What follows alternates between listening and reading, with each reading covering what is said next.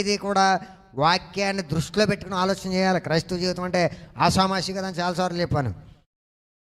పరలోక రాజ్యం చేరాలంటే ఆషామాషి కాదు. దేవుని యొక్క బిడ్డగా క్రైస్తవుడిగా మార్చబడాలంటే ఆషామాషి కాదు.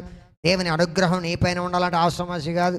దేవుడి నీలో నివాసం ఉండాలంటే ఆషామాషి కాదు. నాకు ఎక్కలేని పౌరుషాలు వచ్చేస్తాయి, కోపాలు వచ్చేస్తాయి, ఎక్కలేని ఇగోలు వచ్చేస్తాయి, ఎక్కలేని అన్నీ మన నిండా ఉంటాయి. ఇప్పుడు ఏం పెట్టారా పైగా పేరేయటం మందే క్రైస్తవుడు అంటే క్రీస్తు చేత పుట్టింపబడినవాడు. మనకున్న లక్షణాలన్నీ ఏంటి? దయ్యపు లక్షణాలు. అక్కడ దేవుని బిడ్డలా కొనసాగాలి. సాతాను బిడ్డలా కొనసాగితే దేవునికి అవమానం. కాబట్టి బైబిల్ గ్రంథం చెబుతుంది, యోహాను సువార్త 13వ అధ్యాయం 34వ వచనం, మీరు ఒకరినొకరు ప్రేమించవలనని మీకు ఒక కొత్త